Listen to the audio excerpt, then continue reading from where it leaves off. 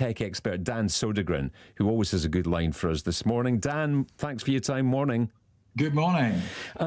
Let's try and round off this hour with some best advice, best practice for people at home. What can we learn from what has been happening with these big firms?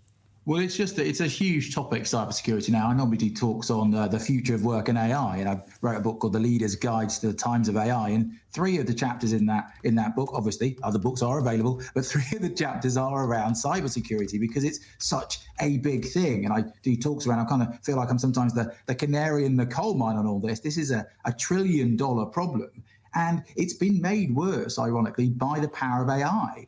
AI is both sword and shield here. And so we've really got to get very sensible and very, very serious about this problem. It is a huge issue for businesses. So, top tips, I would say, and they might not sound very techie, Stephen, but we've got to train people up. You've got to train your people first, because most of this stuff happens because of human error, or the fact that your people don't realize how serious this is. And so I think you mentioned the National Cybersecurity Centre there, and they have some amazing and free resources you can use. But you've really, as a leader of a business, even if you think you've got a very small business, you've got to start thinking about your security protocols and your policies, especially around things like passwords, making sure people install your antivirus software, making sure you've got firewalls, making sure that if they're working from home, that they're protected there as well, and you've given them decent laptops that have that security on there. And then a couple more would be things like making sure they know to avoid public Wi-Fi, because that's another way it happens, and also making sure that they enable what they call multi-factor authentication. So,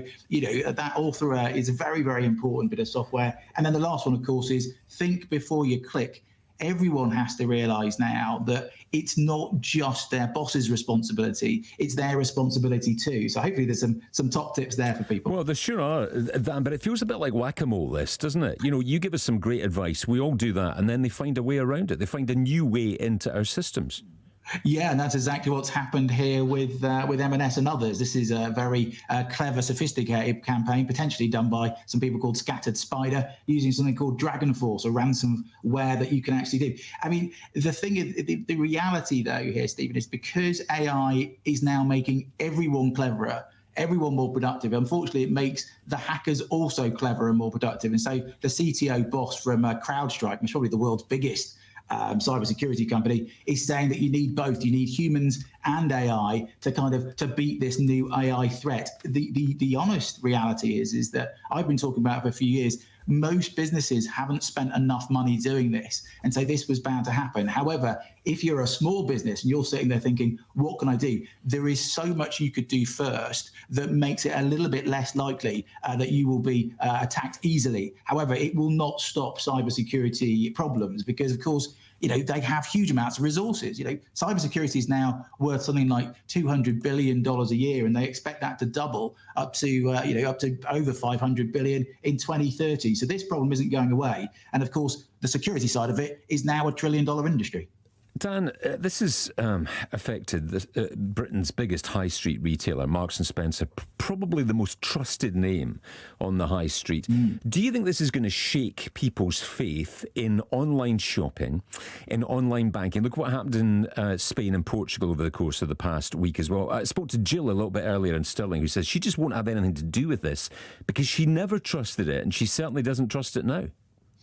Well, I would certainly, number one, say I hope it doesn't shake it too much, because the online economy is tremendously important for us as a nation. So, it's a big thing. However, if you look at how much it's costing M&S, it's something like 3.5 million a day. Plus, you think about their share prices going down, plus people being now shook about whether they should shop there.